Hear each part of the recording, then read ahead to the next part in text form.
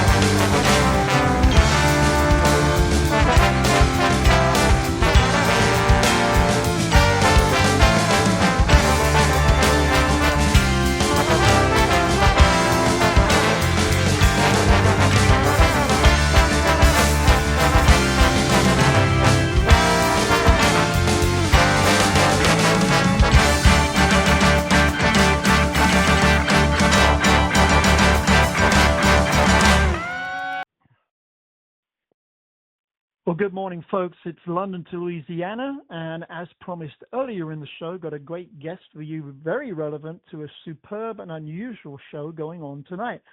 We're talking to Mark Mullins from Bonerama down in New Orleans. Hey, Mark. Well, hello. How you doing? I'm good. I'm not any younger, but, I'll do the best I can. I'm younger every day, and I'm living the lie. I'm living the lie, and I don't know what the hell. You forget I'm the one that sees you in action, and I grin and I go, I don't know what meds he takes, but I don't think he goes to the gym that much, and he's always fit, and it just drives me nuts. I appreciate it. Yeah, playing the trombone from New Orleans, that's like a treadmill within itself sometimes, it seems, so it works. Please don't share with other brass players that this is considered a sport. We're going to really get into trouble here. So tonight's show is the band Woodenhead, and it's their 50th anniversary at the Sadiq Performing Arts Center, which is in the school in Sandy Springs. And I have to be honest, I've seen the other players in the band. I've not seen this show. I've seen Jimmy play a few times. But, if we got him on the program, he's such a technical whiz, he would lose us or lose me in seconds talking about guitars. So. Jimmy, to me, Jimmy's like just a guitar player's guitar player. And in New Orleans, where we're from, I think of Jimmy as like the New Orleans Jeff Beck, if you will. I don't know if anybody wrote that ever or said that to him. He might not, he's too humble to accept that. But he's just a brilliant virtuoso guitar player, 12-string, 6-string, progressive rock influenced, I guess, fusion, but we had a rock band years ago called Mulebone, and he was a straight-up rocker in that band. But what he does with Woodenhead is along fusion lines. It's a band that he formed in 1975.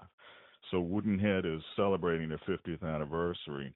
And Jimmy and I have intertwined over the years, over the decades, for maybe over 30 years together, in and out of bands like Mulebone, and me playing with Woodenhead over the years with myself and with horns, a horn section. And we're just ecstatic to be able to bring the Bonerama horns, which is my band, my main band these days. But we never get to Atlanta. So at least we're bringing the Bonerama horns to Atlanta to be with Jimmy on this 50th anniversary Woodenhead show, which we're very, very, very excited about. That makes it super unusual for me. Having not seen the original band and now plugging you in as well, that's quite a dramatic fill-out. And it's one of those things that I try and explain to people. Sometimes I got to play you the music because everyone's interpretation of genres, how to categorize something is different. This is prog jazz, it's rock, it's funk, and I think someone said that Woodenhead was the first jazz fusion band. And I say, look, if you've got a stage full of very talented and accomplished musicians, you're going to hear great music. I don't care what label you want to put on it. But this is why we use clips. Sounds like, and then off you go with the bits and pieces. It's funny you bring up Mulebone because that's got to be what, late '90s.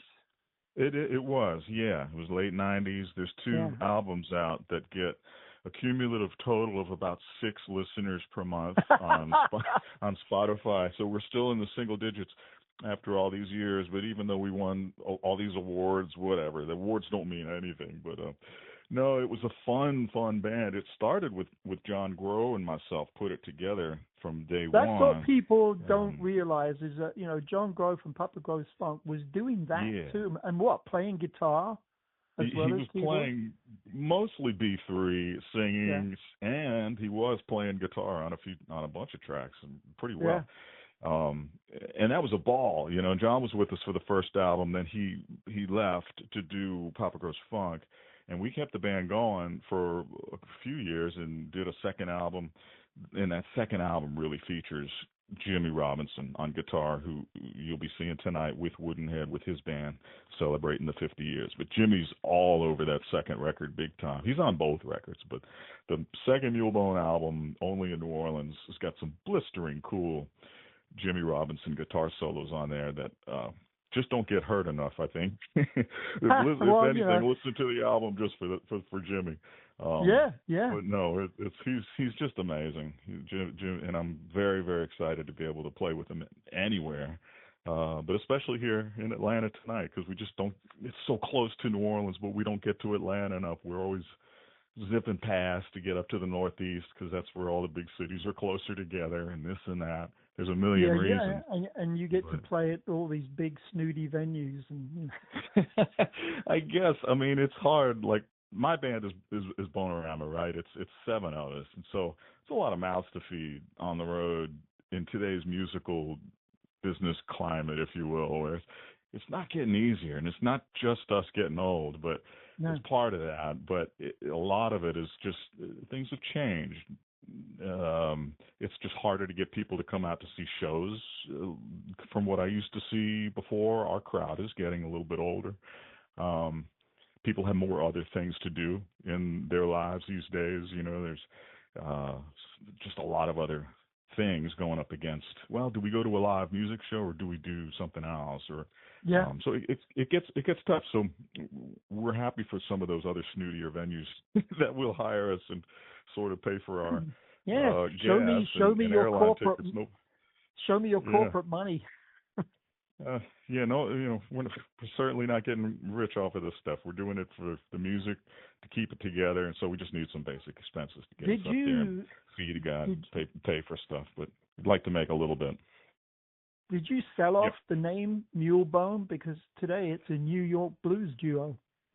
Yeah, they're from, I want to say, I think they're from North Carolina, if I understood correctly. We both started around the same time, and no, we didn't sell it off. We'll still do a reunion show with our Mulebone. We just haven't kept the band very active much because everyone's got different things going on. So, but they're a blues duo. I thought they were from North Carolina or so. I think I saw a reunion a couple of years back because I know that John was with you guys. It was a 27-year or something like that. Oh yeah. Yep.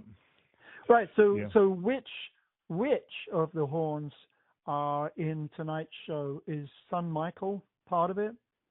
Yes, we'll have Greg Hicks from Bonerama, who's been there for quite a long time, on trombone, and my son Michael Mullins on. I don't know if he's going to be playing bass trombone tonight or tenor trombone because he goes back and forth. But he's an excellent trombonist and a really great singer, and I think he's going to be doing a little bit of singing tonight as well. So it'll be the three of us from Bonerama, augmenting and celebrating Woodenhead's 50th anniversary. they're celebrating all year long with a bunch of shows. We're going to play with them again in New Orleans, Chicky-Wawa, if anyone is down that way later on. And, well, it's next month. It's October 25th if you're in New Orleans. If you missed tonight at the Weber School, you can take a trip down to New Orleans and come see us down there for Chicky-Wawa. Michael's got to be, what, 25? He is. He's 25 years old. Yep. Staying busy. I was so surprised. Right. I saw you and him.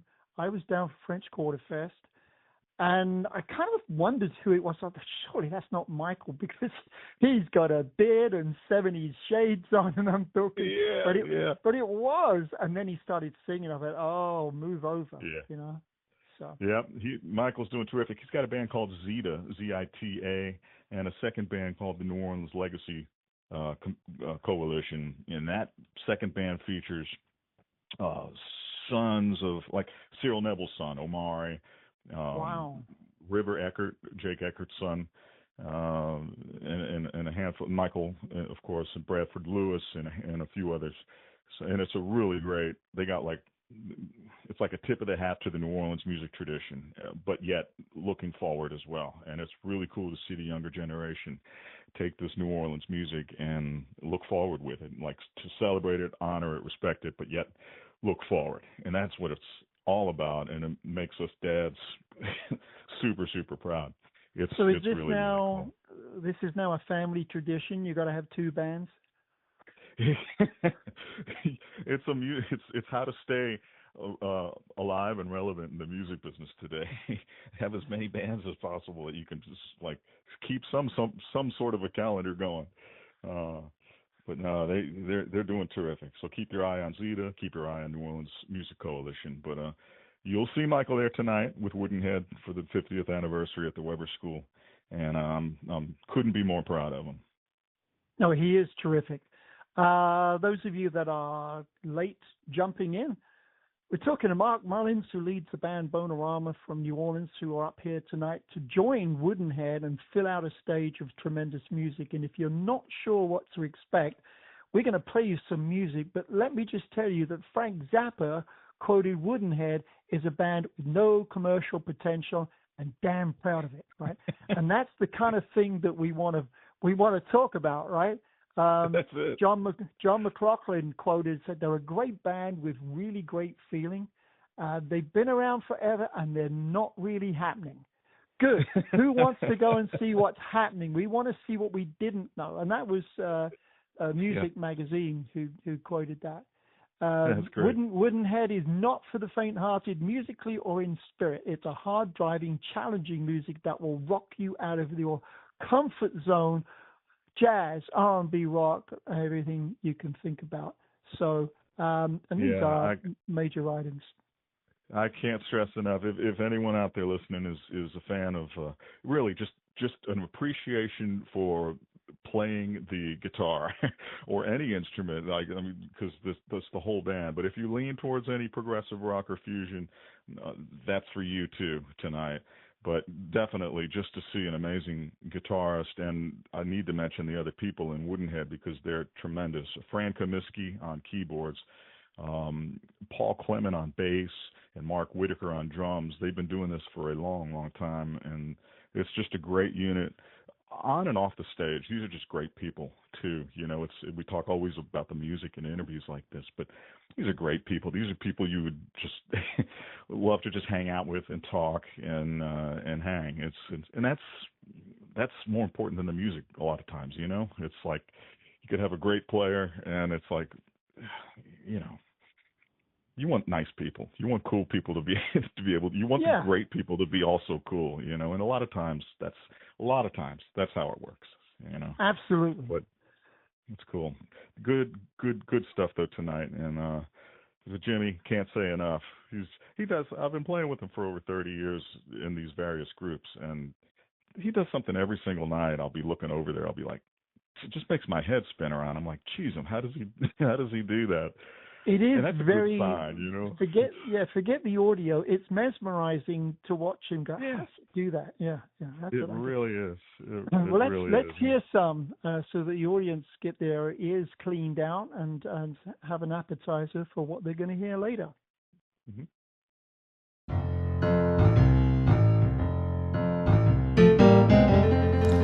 This is John Cleary from New Orleans, Louisiana, and you're listening to UK Bob, the Good Morning Blues.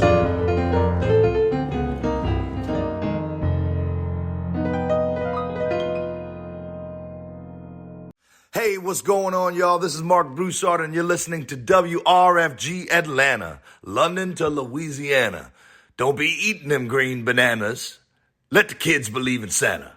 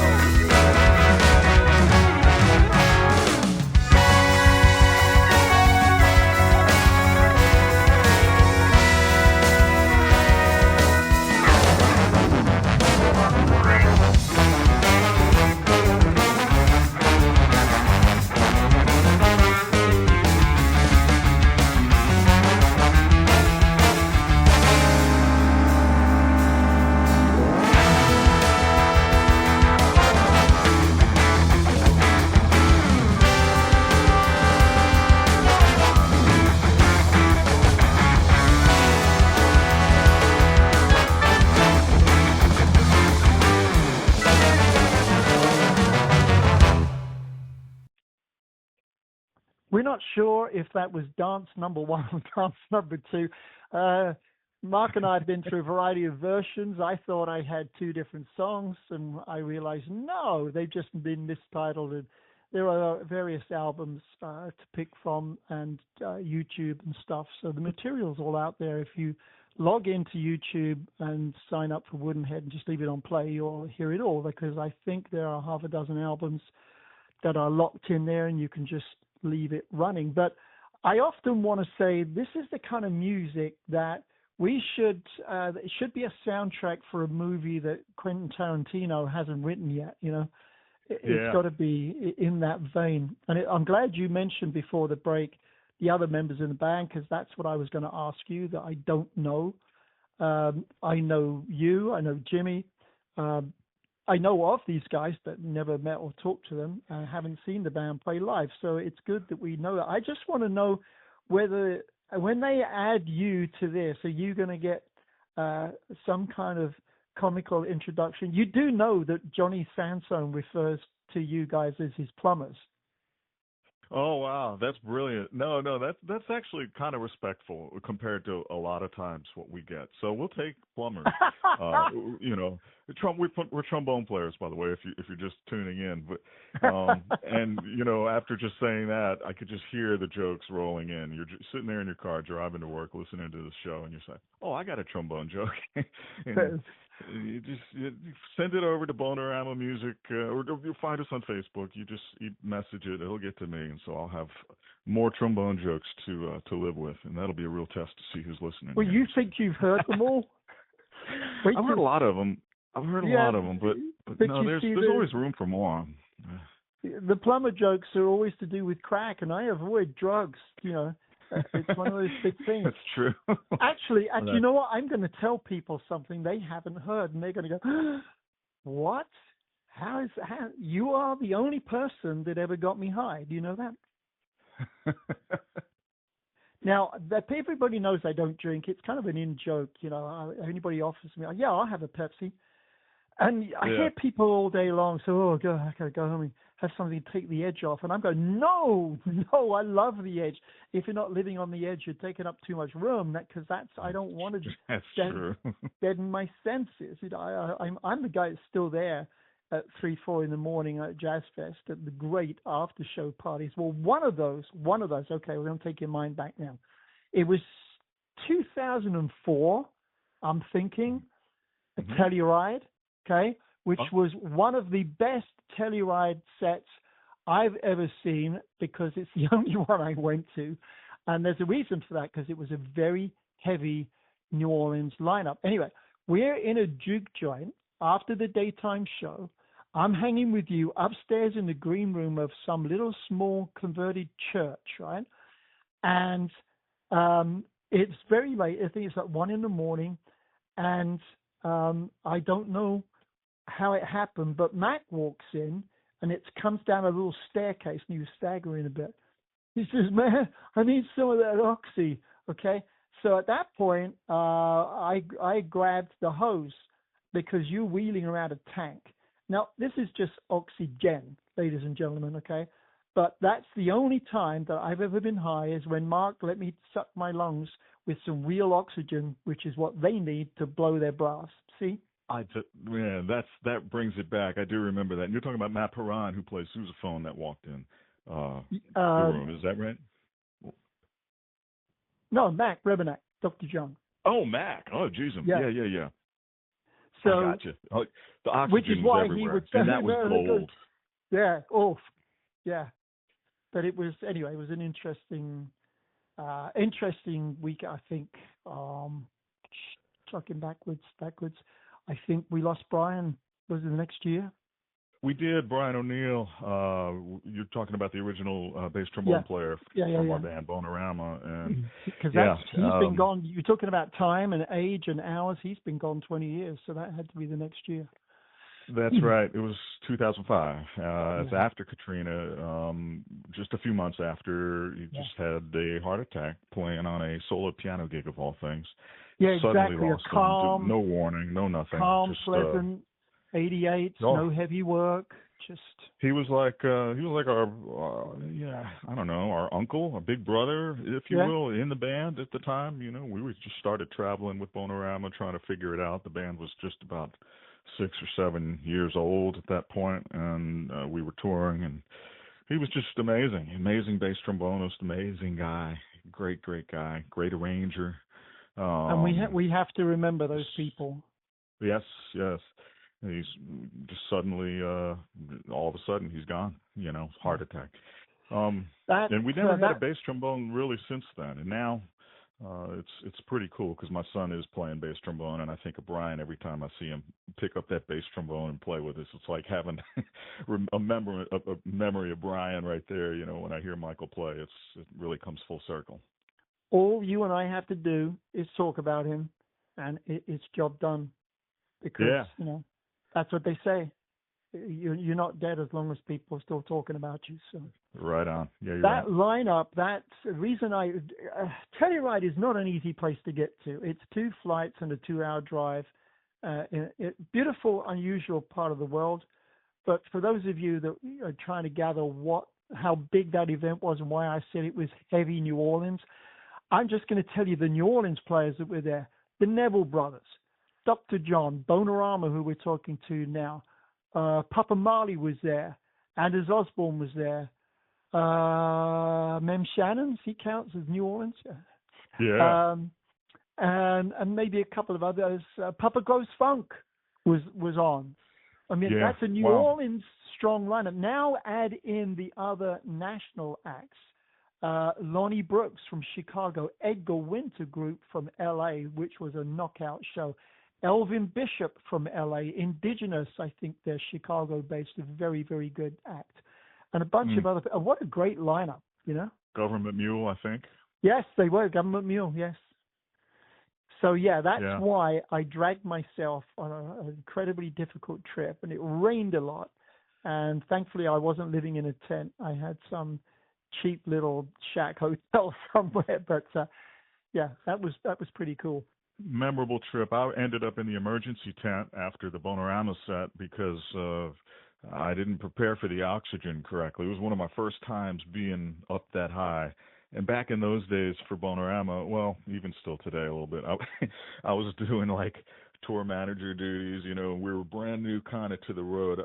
I was not new to the road, but Bonerama was new to the road, and all the responsibilities for leading the band and taking care of all the details and stuff like that fell on me. Long story short, I was just doing too much, moving around too quick. Wasn't even drinking, and I don't really do drugs or anything. And so I was like, it was just purely oxygen. And I got through the Bonerama set, but we were going to sit in with Government Mule, and I'd already met with Warren. It was my first time meeting Warren Haynes, and since then we played a lot together in various things. But anyway, at that moment, I ended up in the emergency tent. I couldn't move. I was paralyzed, just oxygen, sickness, and it's a weird feeling. And then I hear Government Mule go on. They had the other Bonerama horns up there, and I couldn't make it because I was just like, "Sir, did you do any drugs or any psychedelics?" It's like, no, I just can't hang. I just can't deal with it. But now I know this is why I quote you as the only person that ever got me high. You know? Right.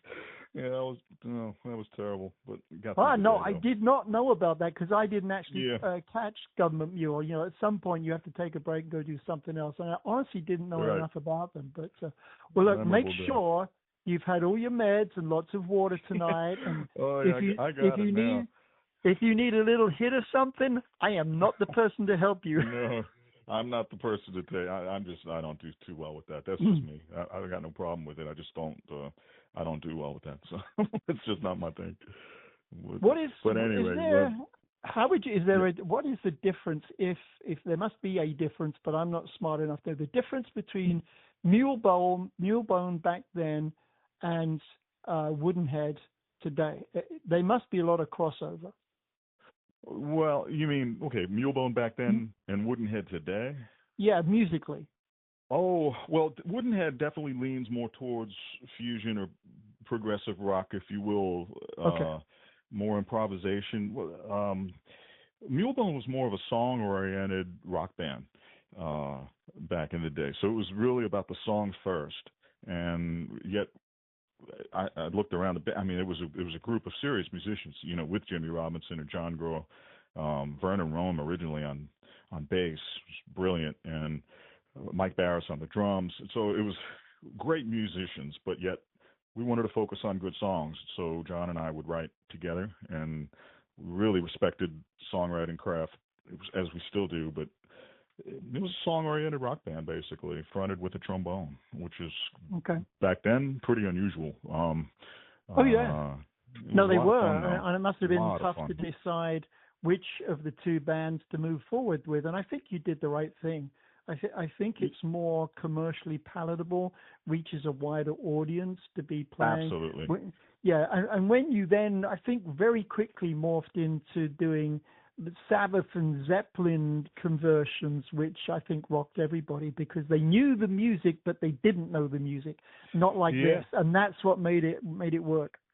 The Bonerama thing, doing that was a big connection, and it was a great way to get people into the original Bonerama catalog as well, because they would maybe learn from Bonerama.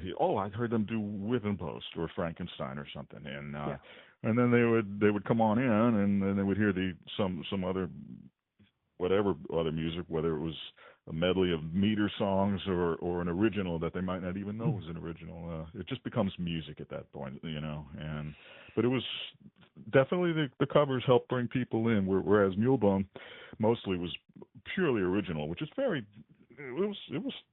I think they were very good songs at the end of the day. I'm very proud of both of those albums, but it was just a difficult sell for sure to get people interested in that band for the long term. I'm talking to Mark Mullins with Bonerama in New Orleans, who's here to play tonight with Woodenhead, the band we're talking about.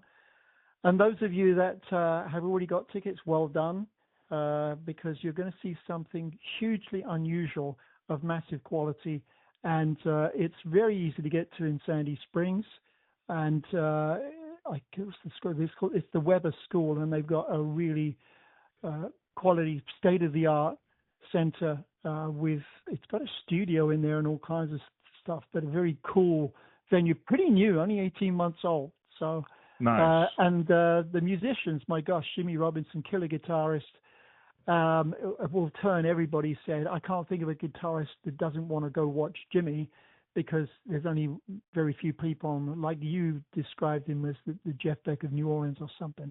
But it's a very innovative band, some very extraordinary musicians that come together, and they've made it successful for 50 years, probably because it's just that different. I think they were quoted as the first jazz fusion. Remember, when you look at the people they've played with, Bela Fleck, Mahavishnu Orchestra, Dixie Dregs, real range, Steve Morse, Chick Corea's Electric Band, Hugh Masekela, Neville Brothers Sparaja, and so on and so on. Those are the people that they are magnetized and connect to, simply because of the quality of what they're capable of. But to see it played live with the horns added is pretty unique. So if you have the opportunity, please come join us tonight.